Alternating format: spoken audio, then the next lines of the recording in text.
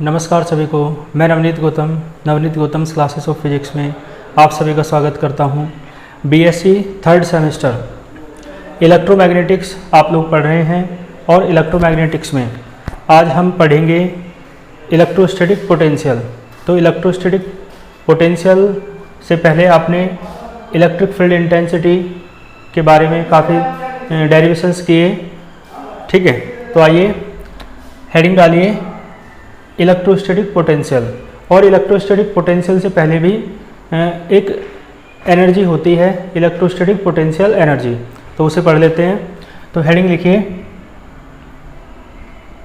Electrostatic potential energy, ठीक है जी। Electrostatic potential energy, इसे हिंदी में कहते हैं वैद्युत स्थितिज ऊर्जा। तो वैद्युत स्थितिज ऊर्जा क्या होती है आप जानते हैं। कोई दो आवेश हैं, बिंदु आवेश, जो अनंत पर रखे हैं, तो किन्हीं दो बिंदु आवेश को अनंत से उठाकर एक दूसरे के समीप लाने में जो कार्य करना पड़ता है ना, उस कार्य को ही आप क्या कहते हैं, वैद्युत स्थितिज ऊर्जा कहते हैं। क्लियर है। तो इसका मतलब है ये वर्क डन है, किया गया कार्य है। इलेक्ट्रोस्टैटिक पोटेंशियल एनर्जी क्या है, तो लिखेंगे द वर्क डन, ठीक है, द वर्क डन। और वर्क डन कैसा है, टू ब्रिंग माने लाने में, और मैंने बताया किन्हें लाना है, तो two point charges. The work done to bring, है ना, एनी टू चार्जेस, किन्हीं दो चार्जेस को, ठीक है जी। तो the work done to bring any two charges, किन्हीं दो चार्जेस को लाने में जो किया गया कार्य है। और कहाँ से ला रहे हो, तो the work done to bring any two charges, है ना, फ्रॉम इन्फिनिटी, ठीक है जी, अनंत से ला रहे हैं। फ्रॉम इन्फिनिटी टू, कहाँ ला रहे हो, एक दूसरे के समीप, टू नियर ईच अदर, ठीक है जी, from infinity to near each other. तो यानी the work done to bring, यानी जो किया गया कार्य है, वर्क है लाने में, किसे, किन्हीं दो चार्जेस को, और कहाँ से, अनंत से एक दूसरे के समीप, है ना, from infinity to near each other. तो इस वर्क डन को ही आप क्या कहते हैं, इस वर्क डन को ही आप कहते हैं इलेक्ट्रोस्टैटिक पोटेंशियल एनर्जी। या आप ऐसे कह सकते हो the work done to make, बनाने में, किसे, क्या बनाने में, एक सिस्टम बनाने में, ठीक है जी। तो मैंने कहा आप ऐसे भी कह सकते हैं the work done to make, बनाने के लिए, और क्या बनाना है, ए सिस्टम, है ना, एक सिस्टम। क्लियर है। और सिस्टम कैसे बनेगा, तो by bringing any two charges from infinity to near each other, अनंत से, है ना, किन्हीं दो आवेशों को एक दूसरे के समीप लाने में, समीप लाकर निकाय को बनाने में जो कार्य किया जाता है, उसे आप कहते हैं इलेक्ट्रोस्टैटिक पोटेंशियल एनर्जी, वैद्युत स्थितिज ऊर्जा। कैसे ही लिख सकते हैं, ठीक है जी। तो बस कोमला में लिख दो is known as electrostatic potential energy, और आप लिखेंगे it is denoted by U. इसे आप कैपिटल यू से डिनोट करते हैं, ठीक है, it is denoted by capital you. तो देखो दो पॉइंट चार्ज हैं, इन्फिनिटी पर सिचुएटेड होंगे पहले, और अब हम इन्हें पास ले आए, है ना, इसे भी उठा के यहाँ ले आए, मान लो पॉइंट ए पर, और इसे इधर से उठा कर ले आए पॉइंट बी पर। पहला चार्ज Q1 और दूसरा चार्ज Q2, ठीक है। दोनों के बीच की डिस्टेंस मान लो कितनी है, स्मॉल r, ठीक है। तो एक चार्ज ये है, एक चार्ज ये है, पहला चार्ज Q, दूसरा चार्ज Q, वो पहला चार्ज Q1, दूसरा चार्ज Q2, और दोनों को एक दूसरे के समीप लाए हैं, निकट, कितने डिस्टेंस रखी उन दोनों के बीच, स्मॉल r। तो इलेक्ट्रोस्टैटिक पोटेंशियल एनर्जी पता है क्या होगी, तो डायग्राम, हालांकि इसका डेरिवेशन भी करेंगे, तो डायग्राम और इसका डेरिवेशन जब हम करेंगे तो क्या मिलेगा आपको, फिलहाल डेफिनेशन आए तो फॉर्मूला लिखना है। क्या होता है, 1/4πε0 Q1 Q2 अपॉन r, ठीक है जी। ये है इलेक्ट्रोस्टैटिक पोटेंशियल एनर्जी का एक्सप्रेशन यानी वैद्युत स्थितिज ऊर्जा का सूत्र है ये, इसमें कोई दिक्कत आपको नहीं होगी। ठीक है जी। तो इसका डेरिवेशन हम करेंगे, डेफिनेशन मैंने आपको बता दी है, हिंदी में भी और इंग्लिश में भी, डायग्राम और एक्सप्रेशन सब हो गए। ठीक है, इसका एक स्क्रीनशॉट ले लो। अब हम बात करते हैं इलेक्ट्रोस्टैटिक पोटेंशियल की। ठीक है जी, किसकी? इलेक्ट्रोस्टैटिक पोटेंशियल की, यानी हिंदी में कहते हैं वैद्युत विभव। तो देखियो, इसका फॉर्मूला आप जानते होंगे, V बराबर होता है W/Q0। ठीक है जी, V बराबर क्या है? W/Q0। तो मैंने आपको बता रखा है कई बार कि यदि डेफिनेशन बनानी है बाय फॉर्मूला तो आप नीचे वाली क्वांटिटी को क्या मान लेंगे? 1। तो ये जो Q0 है ना, आप इसे 1 कूलाम मान लो। तो बताइए V किसके बराबर आएगा? W के। इसका मतलब है इलेक्ट्रोस्टैटिक पोटेंशियल जो है ना, वो कोई अलग फिजिकल क्वांटिटी नहीं है, बल्कि वो वर्क डन ही है। भाई वो किसके बराबर है? वर्क डन, किया गया कार्य वो वर्क डन ही है। लेकिन कौन सा वर्क डन? तो एक विशेष बात है ना, इन्फिनिटी पर रखा है कोई चार्ज, ठीक है जी, उसे उठा के आप इलेक्ट्रिक फील्ड के किसी पॉइंट तक ला रहे हैं। ठीक है जी। तो इसका मतलब क्या हुआ? आपको हिंदी में तो याद होगा ही, है ना, अनंत पर रखे एकांक आवेश, यानी 1 कूलाम के आवेश को, है ना, यानी एकांक आवेश को या 1 कूलाम के आवेश को अनंत से वैद्युत क्षेत्र में स्थित किसी बिंदु तक लाने में किया गया कार्य क्या कहलाता है? वैद्युत विभव कहलाता है। ठीक है, इसका मतलब क्या है? ये वर्क डन है। तो मैं लिख देता हूँ, देखो डेफिनेशन, द वर्क डन। ठीक है जी। और कैसा वर्क डन है? लाने में। तो to move, the work done to move, और किसे ला रहे हो? यूनिट चार्ज को, यानी 1 कूलाम के चार्ज को। The work done to move unit charge. ठीक है जी, the work done to move unit charge. और कहाँ से कहाँ तक ला रहे हो? तो फ्रॉम इन्फिनिटी। ठीक है जी, फ्रॉम इन्फिनिटी, और इन्फिनिटी से कहाँ तक ला रहे हो? वैद्युत क्षेत्र के किसी बिंदु तक, है ना। तो to any point in the electric field, electric field के किसी पॉइंट तक इन्फिनिटी से लाने में, है ना, यूनिट चार्ज को जो वर्क करना पड़ता है, यूनिट चार्ज को इन्फिनिटी से लेकर इलेक्ट्रिक फील्ड के किसी पॉइंट तक लाने में जो वर्क करना पड़ेगा, उसे ही आप क्या कहते हैं? इलेक्ट्रोस्टैटिक पोटेंशियल कहते हैं। ठीक है, वैद्युत विभव कहते हैं। हिंदी में तो मैंने बता ही दिया था। तो work done to move unit charge from infinity to any point in the electric field, ठीक है, कोमा लगा लिख देना, इज नोन एज, इसे ही आप क्या कहते हैं? Electrostatic potential. नेक्स्ट लाइन से लिखना, it is denoted by capital V, इसे कैपिटल V से प्रदर्शित करते हैं। और फिर आपको बताना पड़ेगा W क्या है, Q0 क्या है। तो if W be the work done to, है ना, to move the charge Q0, है ना, from infinity to any point in the electric field, तो then electrostatic potential. Next line में फॉर्मूला लिख देना और इसे बॉक्स में बंद कर देना। ठीक है, तो W और Q की नोट क्या है, एक बार हिंदी में सुन लीजिए। यदि, है ना, Q0 आवेश को अनंत से वैद्युत क्षेत्र में स्थित किसी बिंदु तक लाने में किया गया कार्य W हो तो वैद्युत विभव, और नेक्स्ट लाइन में फॉर्मूला लिख के बॉक्स में बंद कर देना है। ठीक है, कर लोगे। ये चीज़ तो केवल समझाने के लिए मैंने आपको बताई थी कि भाई ये जो V है ना, ये कुछ अलग नहीं होता है, W के बराबर होता है। ये तो डेफिनेशन बनाने का मेथड मैंने आपको बताया, इस तरीके से डेफिनेशन बनाते हैं। तो डेफिनेशन क्लियर, उसका लैंग्वेज मैंने बोली, फिर फॉर्मूला। ठीक है, बस इतना पर्याप्त है। और हाँ, यूनिट और डायमेंशन के बारे में और बात कर दो। यूनिट यानी मात्रक क्या होगा इसका? देखो, इसका तो जूल है वर्क का, और इसका कूलॉम। ठीक है जी, जूल पर कूलॉम इसकी यूनिट हो जाएगी। और इसके डायमेंशन के बारे में बात कर लो, विमा। तो डायमेंशन क्या होगी? देखो, वर्क की होती है ml² T⁻⁻², और चार्ज की होती है TA। तो क्या आएगा? ml² T⁻³ और A⁻⁻1। ठीक है जी, ये है इसकी विमा, डायमेंशन। कर लोगे।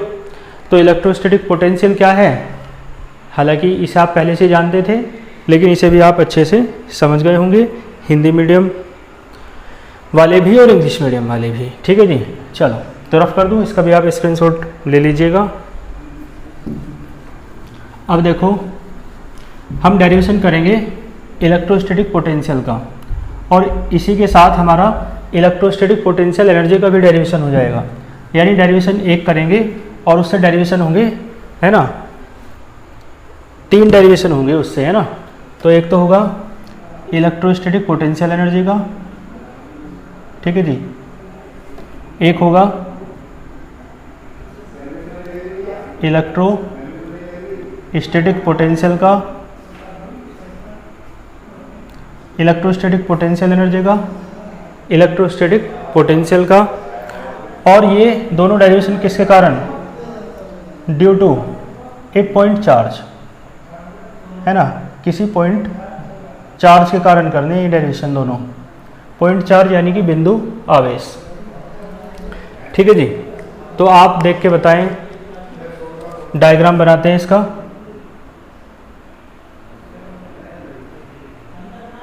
देखो पॉइंट ए है ना, और ये है पॉइंट पी, कोई दिक्कत तो नहीं। पॉइंट ए पर जो चार्ज है, पॉइंट चार्ज है ना, जिसके कारण आप इलेक्ट्रोस्टैटिक पोटेंशियल एनर्जी या इलेक्ट्रोस्टैटिक पोटेंशियल फाइंड करेंगे, तो वो है plus Q charge, point charge है ना, बिंदु आवेश पॉइंट ए पर रखा है। और पॉइंट पी पर, पॉइंट पी वो पॉइंट है जिस पर आपको इलेक्ट्रोस्टैटिक पोटेंशियल या इलेक्ट्रोस्टैटिक पोटेंशियल एनर्जी ज्ञात करनी है। ठीक है, तो ये पॉइंट एक लास्ट में मान लो इन्फिनिटी वाला। ठीक है जी, पॉइंट पी की जो डिस्टेंस है वो आप आर मान सकते हो। पॉइंट पी के बाद मान लो यहाँ पे एक पॉइंट है क्यू मान लो इसे, और मान लो इसकी डिस्टेंस कितनी है, स्मॉल एक्स।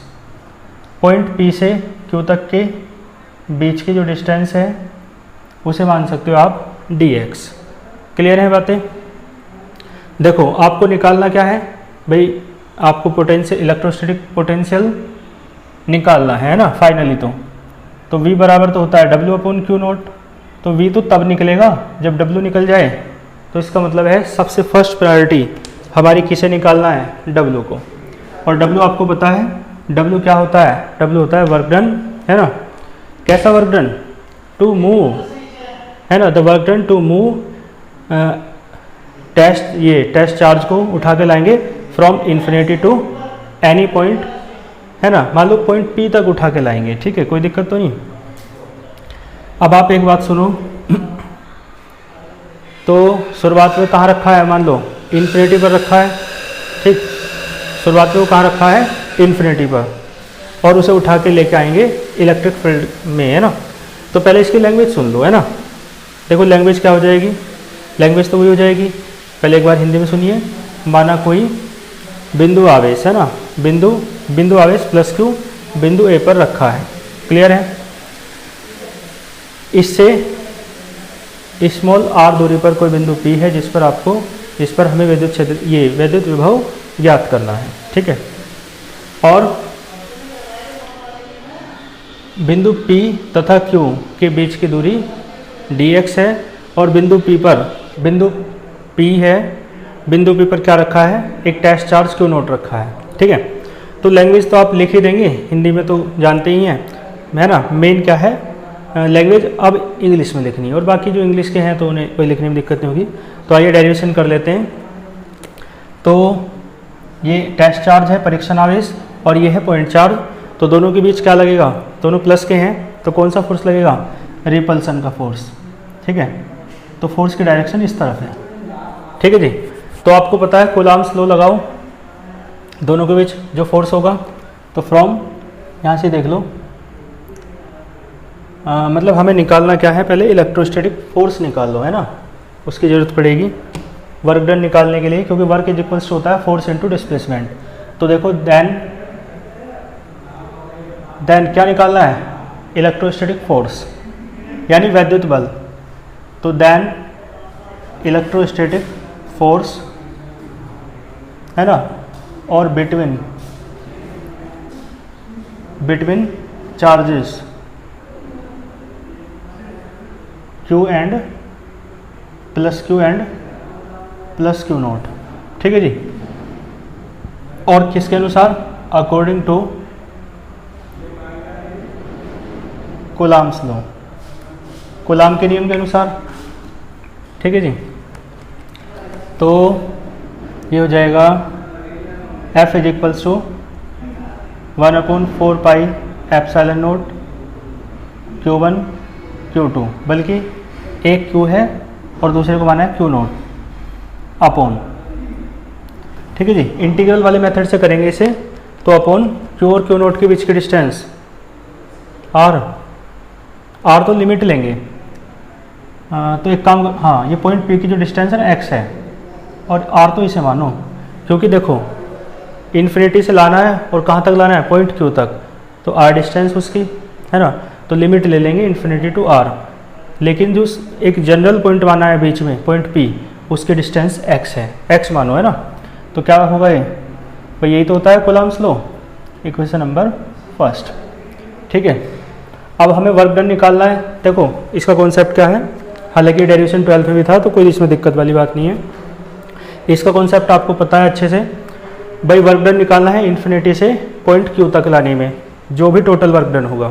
तो एक काम करेंगे, स्मॉल वर्क डन निकालेंगे P से Q तक लाने में, और जो स्मॉल वर्क डन होगा उसका क्या कर देंगे? इंटीग्रल, है ना। तो इंटीग्रल कर देंगे उसका। तो पहले स्मॉल वर्क डन निकाल लो, तो देन वर्क डन, है ना। कैसा वर्क डन? टू मूव, और किसे मूव करा रहे हो? To move the test charge, the work done to move the test charge plus Q naught, और कहाँ से कहाँ तक? तो from P to Q, from P to Q। Clear है भाई? देखो W बराबर क्या होता है? F into S। ठीक है जी, F इंटू S। और देखो,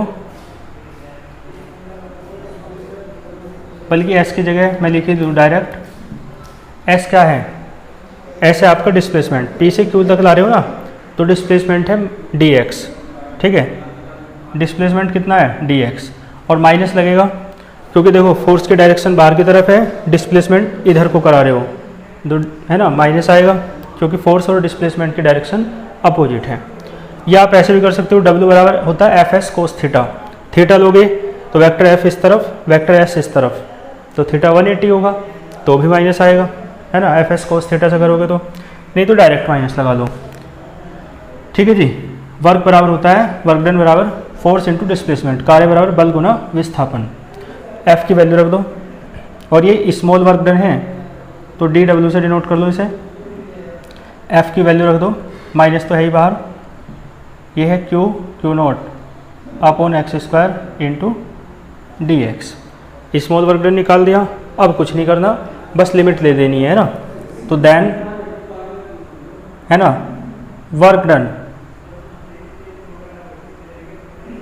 to move, then work done to move plus Q naught, है ना। बार बार क्या लिखना? टेस्ट चार्ज ही है। और कहाँ से कहाँ तक भाई? इन्फिनिटी से लाना है, और कहाँ तक? पॉइंट Q तक। तो from infinity two point Q, है ना। तो देखो इंटीग्रल करना पड़ेगा, dW, इधर भी इंटीग्रल होगा, माइनस चलो बाहर रख लो, 1/4 pi epsilon note Q not upon में है x स्क्वायर, और इंटू में क्या है? dx। ठीक है जी। एक बार बताओ, इन्फिनिटी से ला रहे हो Q तक, तो पहले dx है ना, तो लिमिट भी डिस्टेंस की लेनी पड़ेगी ना। जो d के साथ रहता है लिमिट उसी की ली जाती है। तो d के साथ यहाँ पे क्या है? x है। तो डिस्टेंस पहले कितनी थी? इन्फिनिटी पॉइंट था पहले, तो इन्फिनिटी थी, और अब पॉइंट Q पे ले आओगे तो डिस्टेंस कितनी हो जाएगी? Small r। ठीक है। डिफरेंशियल और इंटीग्रल कैंसिल हो जाएंगे, तो W बचेगा केवल, माइनस बाहर है, कॉन्स्टेंट्स बाहर निकाल लो, है ना। तो ये बचेगा सिर्फ इन्फिनिटी टू r x की पावर -2 इंटू dx। क्लियर है? और इसका इंटीग्रल तो आप जानते ही हैं 1/x² का होता है माइनस का 1/x, ठीक है। यानी वही वाला फॉर्मूला लगता है x की पावर n+1/n+1। तो w बराबर माइनस का 1/4πε0 Q0 और ये हो जाएगा, डायरेक्ट कर दूं, माइनस का 1/x होता है, ठीक है। चाहे आप करके देख लो भाई क्या आएगा, x की पावर -2+1/-2+1 यानी x की पावर -1/-1 तो -1/x आएगा, ठीक है। कोई दिक्कत तो नहीं, माइनस माइनस प्लस कर लो, बाहर आ जाएगा ये माइनस Q0 और पहले अपर लिमिट रखते हैं, माइनस तो बाहर आ गया ना, बीच में माइनस का निशान और फिर लोअर लिमिट, ठीक है। 1/∞ 0 होता है, तो w बराबर 1/4πε0 Q0/r, ठीक है। वर्क डन तो निकाल दे भाई, तो मैंने कहा था 3 डेरिवेशन होंगे, तो 2 तो वे होंगी, एक ये भी हो गया, किसका, वर्क डन टू ब्रिंग या to move the test charge from infinity to any point Q, है ना, इन द इलेक्ट्रिक फील्ड।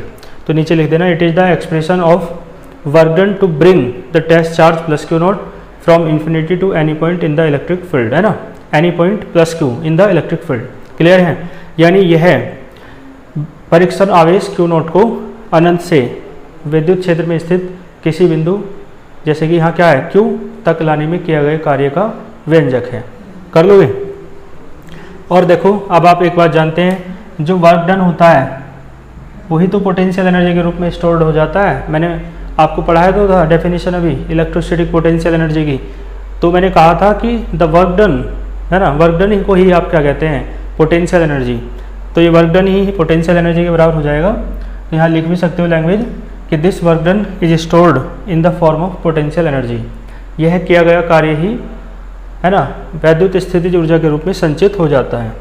तो W बराबर U होगा, तो U बराबर 1/4πε0 Q0/r, ठीक है जी।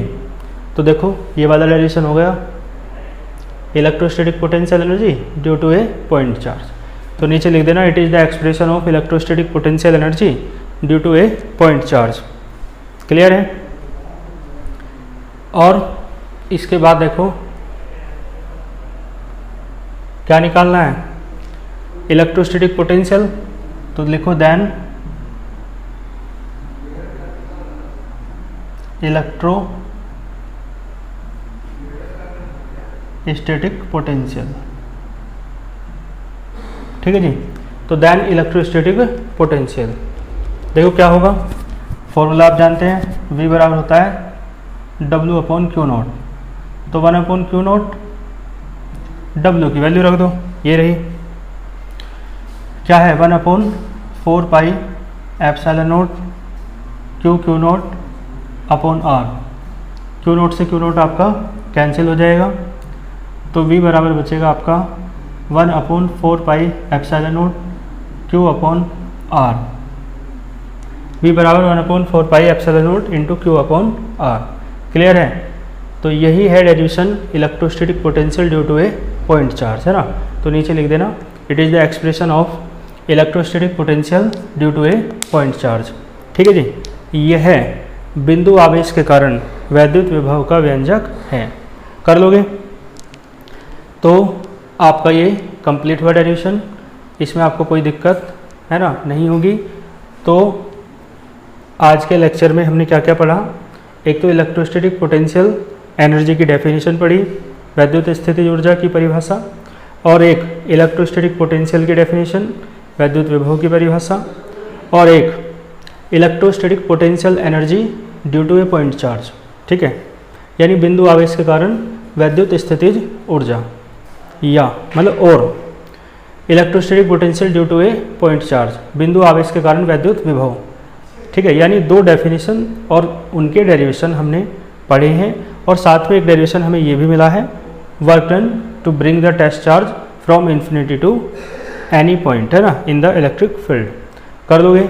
तो आज के लेक्चर में इतना ही रखते हैं, इसमें आपको कोई डाउट नहीं होगी, है ना, कोई डाउट नहीं होगा। और इसकी वेक्टर फॉर्म तो होगी ही नहीं, क्योंकि वेक्टर फॉर्म क्यों नहीं होगी, क्योंकि आप जानते हैं इलेक्ट्रिक फील्ड जो होता है वो तो एक वेक्टर क्वांटिटी है, जबकि जो आपका इलेक्ट्रोस्टैटिक पोटेंशियल है वो एक स्केलर क्वांटिटी है। वैद्युत विभव क्या है, एक अदिश राशि है। ठीक है, तो इसके कोई है ना वेक्टर फॉर्म यानी कि सदिश रूप नहीं होगा। बाकी ये डेरिवेशन आपका कंप्लीट हुआ। मिलते हैं नेक्स्ट लेक्चर में, अच्छे से पढ़ते रहिए। All the very best.